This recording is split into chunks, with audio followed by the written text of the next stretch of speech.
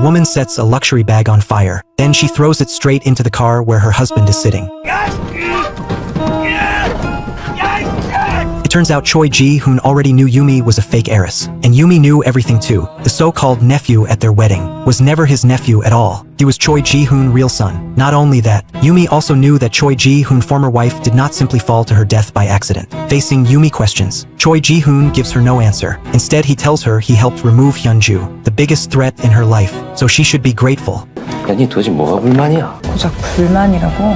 The moment Choi Ji-hoon hears this, he explodes with rage. He grabs Yumi by the throat and chokes her hard. But then he thinks of his political career, so he lets go and starts threatening Yumi. 그렇게 말한 적 없었어.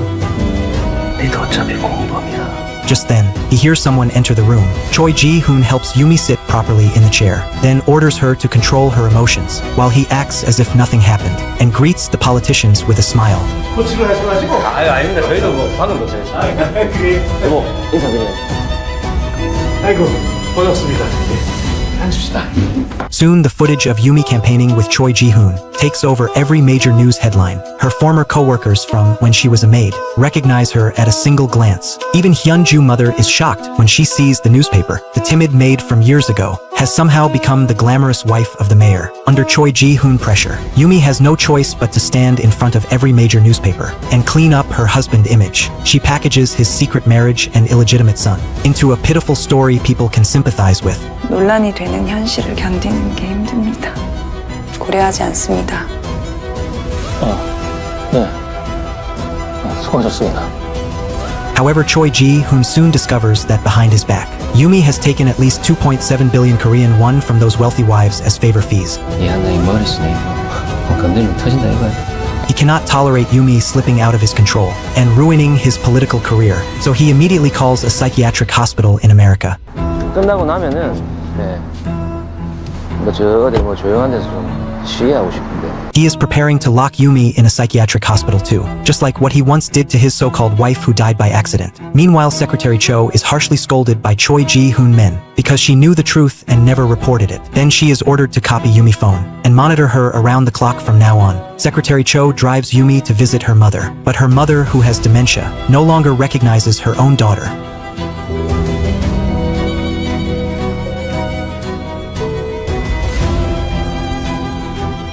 Ji-won stares at the USB drive Yumi gave her and thinks back to that early morning when Yumi came to her first and confessed every lie, how she pretended to be a student from a top university, how she acted like a rich heiress, and how she even stole Hyunju's identity. But as a journalist, Ji-won still speaks to her bluntly.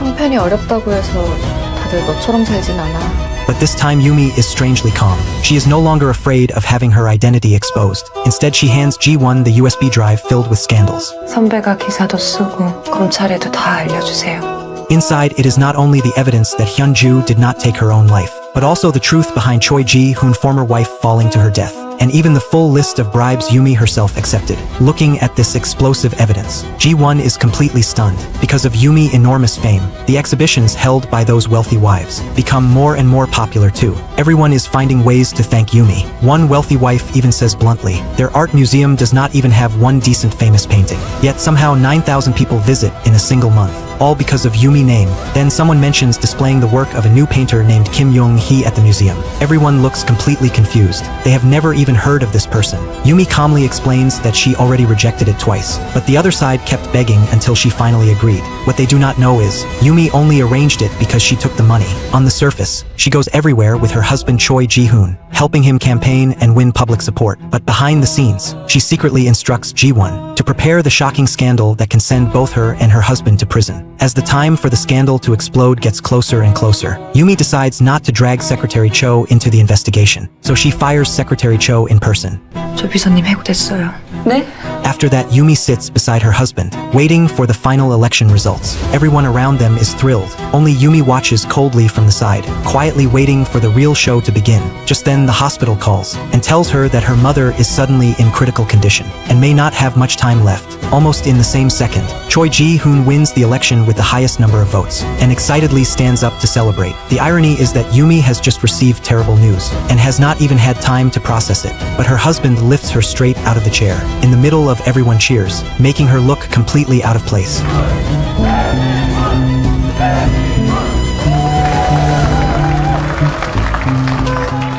Inside the newspaper office, everyone is watching the live stream of Choi Ji-hoon election victory. Only Ji-won sits at her desk, processing the evidence Yumi gave her, preparing to deliver a fatal blow to Choi Ji-hoon. Just then, a co-worker beside her receives a notice. They must wait at the airport tomorrow morning to interview Choi Ji-hoon and his wife before they leave the country. Turns out the moment Choi Ji-hoon wins the election, Yumi loses all value to him. He immediately uses the excuse of going to pick up his son in America to trick Yumi into going to America with him. Just then, Ji-won receives a text from Yumi, telling her she must seize the chance while they are going to America and expose every scandal about her and Choi Ji-hoon. Ji-won understands immediately and calls prosecutor Lee. When Yumi returns home, her mind is heavy with worry. All she can think about is her dying mother, but deep down she knows better than anyone. Choi Ji-hoon will never let her go back. Sure enough, when she carefully says she wants to go home and see her mother, 엄마가 영국에 있잖아. 미친놈. 근데 알잖아. 지금 곤란한 거. 강원도에 하나요양병원에 사람 좀 보내라. early the next morning, the airport is packed with reporters. Choi Ji-hoon brings Yumi through the flashing cameras and heads into the airport. Yumi keeps a blank face the entire time. Not far away, Ji-won hides in the crowd, watching Yumi leave with her own eyes. Her heart is filled with pity. On the plane, Yumi suddenly receives the news that her mother has passed away. 교수님, 70세 여성 윤홍주 씨, 오늘 아침 6시 54분에 사망하셨습니다. In the end, Yumi never got to see her mother one last time. She instantly breaks down and cries, and Choi Ji-hoon sitting beside her, watches everything coldly. The moment they arrive in America, the first thing Choi Ji-hoon does is use the excuse of renting a car to trick Yumi into handing over her passport. Yumi watches helplessly as her passport is never used for the rental at all. Instead, Choi Ji-hoon casually stuffs it into his own pocket. Then he drives Yumi straight toward the middle of nowhere. On the road, Yumi receives a text from Ji-won saying the exposure has been blocked. Someone high up is stopping it. At the same time, as they are about to arrive at the psychiatric hospital, Choi Ji-hoon finally reveals his true purpose and openly tells her the truth about sending her away to rest. 생각을 좀 해봤는데 좀 쉬는 게 좋을 것 같아.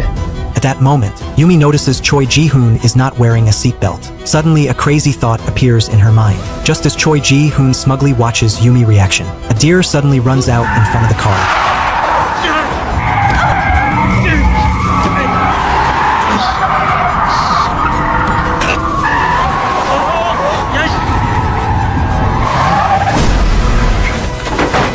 Yumi struggles out of the wrecked car, but Choi Ji-hoon is trapped tightly in the driver's seat, unable to move at all. Without saying a word, Yumi crawls back into the car and snatches back the passport hidden in his pocket. She looks at the deer that saved her, as if even heaven is helping her. Then Yumi raises her phone, desperately searching for a signal. 야! 야, 일로 와봐라! 좀 잡아봐라, 이거! 어?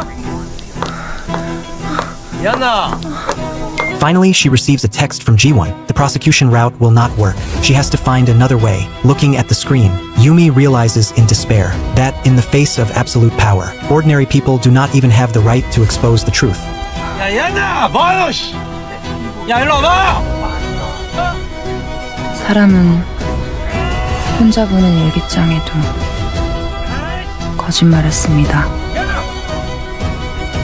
하지만 진실은 간단하고 거짓은 복잡합니다. Meanwhile, Ji-won does something extreme to draw attention. She climbs out of the high window of the prosecutor's office building and uses the threat of jumping to force everyone to pay attention to the scandal in her hands. Inside the car, Choi Ji-hoon is still screaming and cursing, but Yumi suddenly touches the lighter in her bag. It was left from the cigarette she took from Secretary Cho before. An idea begins to form in her mind. 이놈이! 그렇게 견디면 기회는 반드시 옵니다. 항상 그랬어요. 마음먹은 건 다 해요.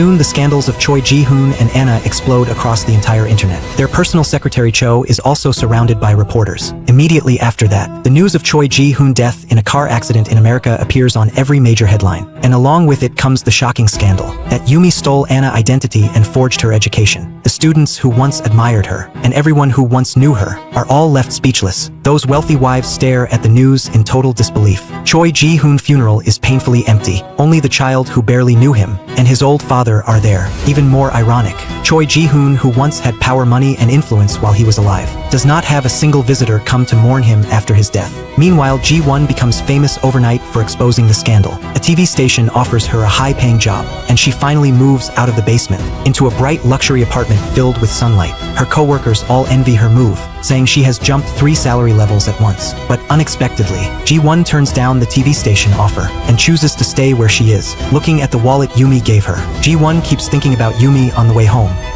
잘 지내니? Turns out, after that car accident, Yumi traveled across America on foot and escaped all the way to Canada. Hey, Lee!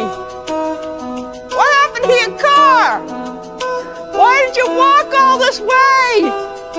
Could have bumped into a bear. The battery's dead. I couldn't start the engine. She disguises herself as a Chinese girl, hiding her name and identity in a remote village, living in an ordinary little wooden cabin, and staying far away from the world. All glory eventually fades into nothing. The upper-class life built on lies was nothing more than a fragile dream. She burned through her chains with one fire, but she also exiled herself into a wilderness where no one could find her.